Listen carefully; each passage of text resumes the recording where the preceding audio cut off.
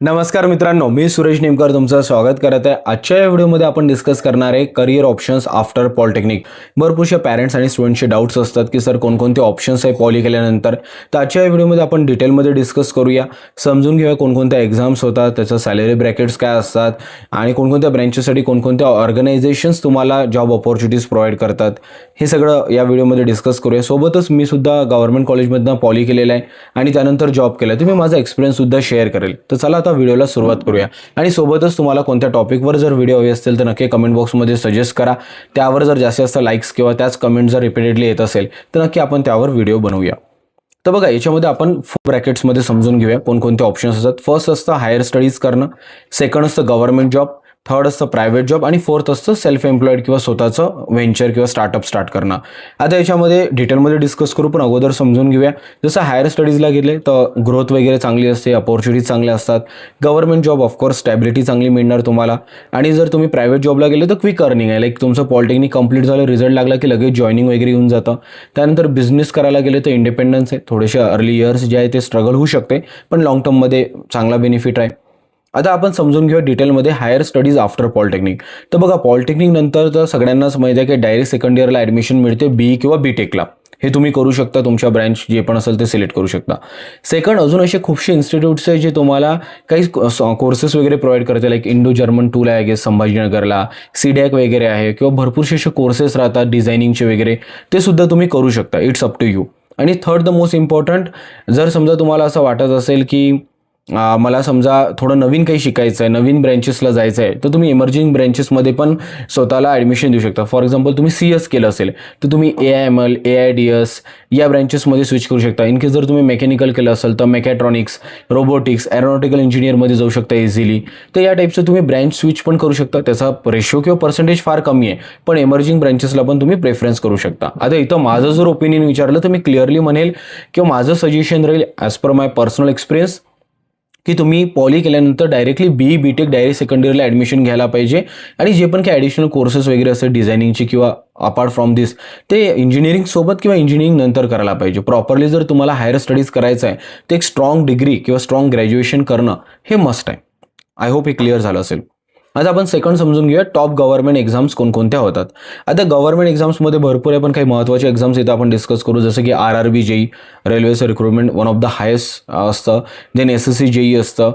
त्यानंतर इलेक्ट्रिसिटी बोर्डचे एक्झाम्स होतात, महाडिस्कॉम असो, महावितरण, ट्रान्सको, MSCDCL. त्यानंतर PSU एक्झाम्स घेतात, जे नवरत्न कंपनीज आहे, लाईक भेल, ONGC, ज्या पण कंपनीज आहे. त्यानंतर स्टेट JEE एक्झाम्स पण होतात, PWDमध्ये वगैरे, महाराष्ट्र लेवलवर, स्टेट लेवलवर म्हणू शकतो आपण. देन इस्रो एक्झाम्स पण होतात, म्हणजे इस्रो म्हणा, DRDO म्हणा, हे सुद्धा टेक्निशियन्स हायर करतात, लाईक ज्युनियर इंजिनियर लेवलवर. तर या काही एक्झाम्स असतात ज्याबद्दल तुम्ही अजून डिटेल रिसर्च करू शकता. आणि आता याच्यामध्ये जर आपण बघायला गेलं तर कोणकोणत्या डोमेनमध्ये किंवा कोणत्या कंपनीजमध्ये तुम्हाला मोस्टली प्रेफरन्स मिळतं, तिथे तुम्ही ब्रँच वाईज रीड आउट करू शकता. लाईक मेकॅनिकल, इलेक्ट्रिकल आणि इलेक्ट्रॉनिक्समध्ये मोस्टली तुम्हाला इस्रो, डिफेन्स, भेल यासारख्या ऑर्गनायझेशन्स असेल, जे की PSUs वगैरे आहे.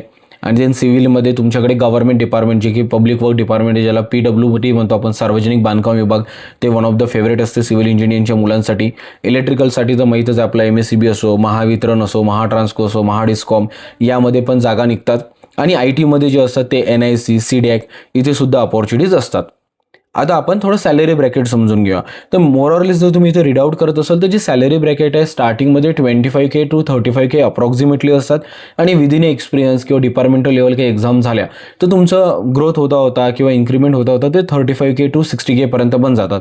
पण फॉर शुअर हा तर एक पॉईंट आहे की पॉलिटेक्निकच्या बेसिसवर जे तुम्ही JEE बेसिसवर जॉब करता तेव्हा थोडे सॅलरी ब्रॅकेट्स कमी असतात. पण जर इन केस गव्हर्नमेंट जॉबला जात आहे तर आत्ताच्या टाईमला जे पेमेंट कमिशन्स वगैरे आहे त्याच्यानुसार चांगले अलाउन्स, चांगली स्टॅबिलिटी, वर्कलोड वगैरे कमी असतं आणि बऱ्यापैकी चांगली एक तुम्ही स्टेबल जॉब ग्रॅब करू शकता पॉलीच्या बेसवर. त्यानंतर आपण जर प्रायव्हेट जॉबबद्दल बोलायला गेलो तर मेकॅनिकल, सिव्हिल, इलेक्ट्रिकल, IT प्रत्येक ब्रँचेसमध्ये प्रायव्हेट जॉब्स अवेलेबल आहे. जसं मेकॅनिकलमध्ये मी स्वतः बजाज ऑटोला केला आहे. देन तुम्ही टाटा मोर्सेस, L&T, महिंद्रा, बजाज, C8 प्रत्येक कंपनीमध्ये बऱ्यापैकी अपॉर्च्युनिटीज असतात. देन सिव्हिल इंजिनिअरिंग मध्ये DLF आहे, मोठमोठे ग्रुप आहे. L&T सुद्धा सिव्हिल इंजिनियर्सला हायर करतात. इलेक्ट्रिकलमध्ये आहे सिमेन्स आहे, भारत हेवी इलेक्ट्रिकल्स लिमिटेड आहे.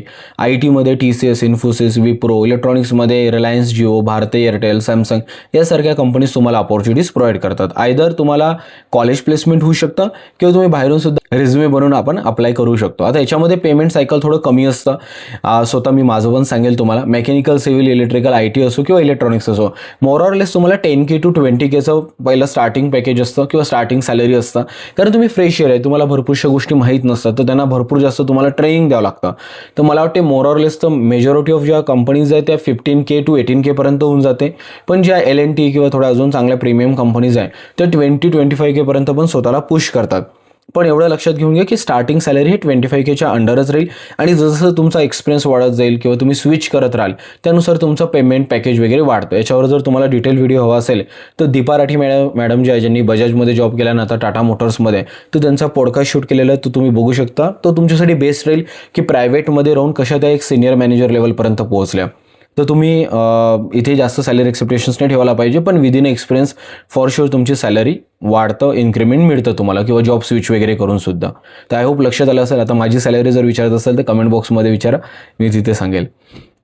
त्यानंतर लास्ट ऑप्शन असतं एंटरप्रेनरशिप अपॉर्च्युनिटीज म्हणा, स्वतःचं व्हेंचर स्टार्ट करणं म्हणा, स्टार्टअप करणं. हे तुम्ही तुमच्या ब्रँचनुसार सिलेक्ट करू शकता. लाईक मेकॅनिकलचे स्टुडंट असेल तर फॅब्रिकेशनमध्ये करू शकता, ITCHचे स्टुडंट असेल तर डिजिटल मार्केटिंग, वेब ॲपमध्ये वगैरे जाऊ शकता, इलेक्ट्रॉनिक्स मेकॅट्रॉनिक्सचे स्टुडंट्स असेल तर जे पण काही क्लाउड कम्प्युटिंग म्हणा किंवा सोलर पॅनल इन्स्टॉलेशन, इलेक्ट्रॉनिक्सचे जे पण काही गॅजेट्स आहेत त्याच्या बेसिसवर काही तुम्ही स्टार्टअप किंवा सुरुवात करू शकता. कारण तुमच्याकडे टेक्निकल नॉलेज आहे, डिप्लोमा आहे तुमच्याकडे MSBTचा, तर फॉर शुअर गव्हर्नमेंटकडनंही सपोर्ट राहतो, मार्केटमध्ये पण त्याला व्हॅलिड पकडलं जातं. तर हे सुद्धा चांगलं एक ऑप्शन असू शकते आताच्या स्टार्टअप कम्युनिटीमध्ये किंवा स्टार्टअप आता एवढं सगळ्यांना करायचं आहे, तर या टाईममध्ये तुम्ही हे सुद्धा ऑप्शन ॲक्सेप्ट करू शकता. तर आय होप तुम्हाला या 4 करियर ऑप्शन्सबद्दल माहिती मिळाली असेल. जर अजून पण माहिती हवी असेल तर जे पण काही गोष्टी डिस्कस केल्या डायरेक्टली तुम्ही गुगलवर जा, डिटेल ऑफिशियल वेबसाईटवर जाऊन व्हिजिट करून प्रत्येक गोष्टीची माहिती मिळवू शकता. आणि तरीसुद्धा काही डाऊट्स असेल तर कमेंट बॉक्समध्ये विचारा. येणाऱ्या टाईममध्ये आपण पॉलिटेक्निकच्या ॲडमिशन रिलेटेड, करियर रिलेटेड भरपूरशी व्हिडिओज घेऊन येणार आहे. तर नक्की चॅनलला सबस्क्राईब करायला विसरू नका. आणि wish you all the best for your admission process, wish you all the best for your career. Thank you so much for watching video.